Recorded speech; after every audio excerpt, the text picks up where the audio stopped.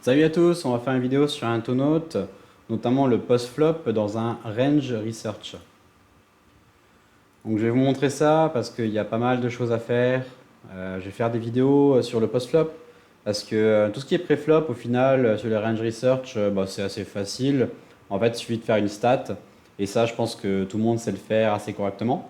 Par contre le post-flop il y a des choses assez compliquées à trouver et à comprendre. Donc c'est pour ça que je vais faire des vidéos. En plus en français il y a vraiment rien. Donc autant faire une vidéo là-dessus. Donc ce que je vous propose, c'est un petit exemple sur le check raise. Par exemple, on va se dire, j'ai envie de savoir les fréquences de check raise dans un pot où on va ouvrir au bouton et on se fait payer en grosse blinde. Donc j'ai envie de savoir les fréquences de check raise sur les boards SI. Parce que les autres boards, ça ne m'intéresse pas. J'ai envie de savoir sur les boards SI, vu qu'en général, ça va être des boards qui vont pas trop être check raise. Donc on va voir ce que ça donne. Alors, on va appeler on va déjà commencer par donner un nom à notre range research. Donc, on va dire check raise, BB vs bouton.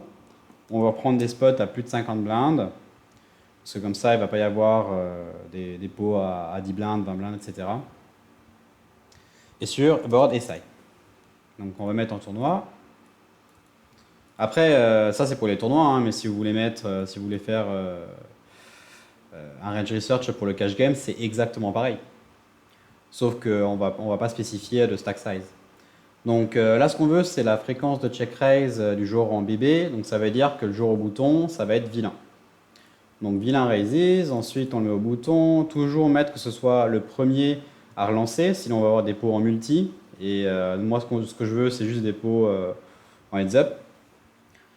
Stack size, on va mettre entre 50 et 100, entre 50 et infini.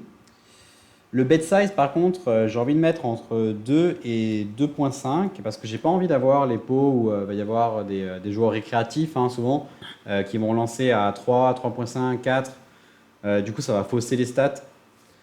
Donc, je préfère avoir ça.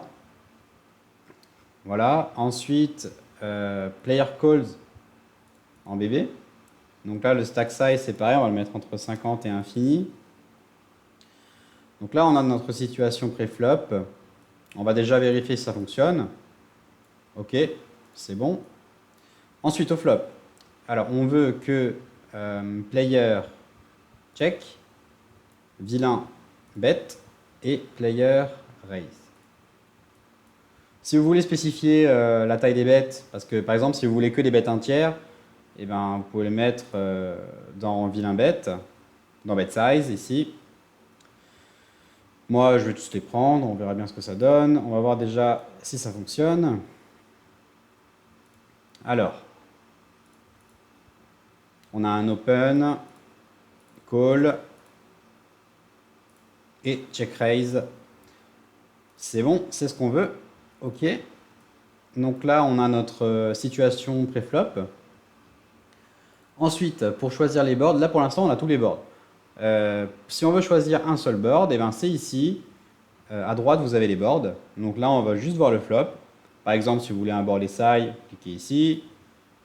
Et là, vous avez donc les trois catégories, première carte, deuxième carte, troisième carte. Si vous voulez, par exemple, des flops, des flops pairés ou des flops où il y a trois cartes identiques, comme par exemple 3, 3, 3. Vous pouvez faire ça. Nous, ce qu'on veut, c'est un flop SI.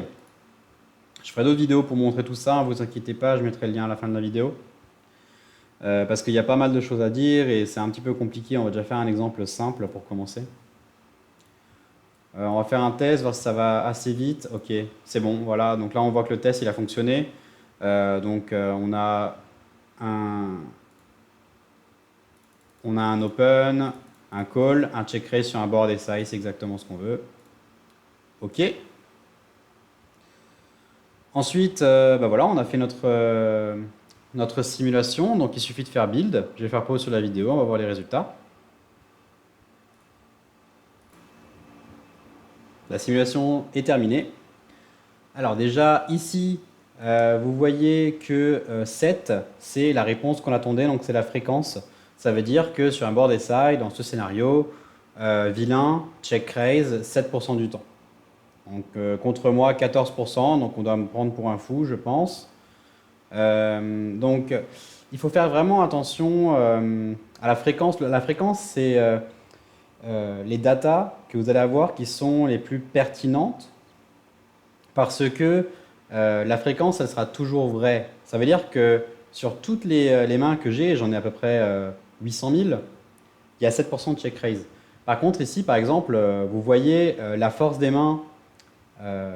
Donc, ça vous donne, par exemple, qu'il y a 40% de paires plus. Mais ça, il ne faut pas trop le prendre en compte parce que, en fait, toutes ces mains-là, c'est les mains qui sont allées au showdown. Donc, c'est pas ultra représentatif. Donc, faut pas trop faire attention à ça, mais surtout à la fréquence. Donc, savoir que le field check raise 7%, alors que la théorie sur un board SI, ça doit être de 15, je dirais que c'est entre 15 et 20% sur la plupart des boards SI, en fonction du sizing, hein, bien sûr, mais sur un sizing un tiers, ça doit être ça. Donc voilà, c'est comme ça que vous faites pour faire ce genre de simulation. Donc je vais vous faire d'autres vidéos sur le post-flop.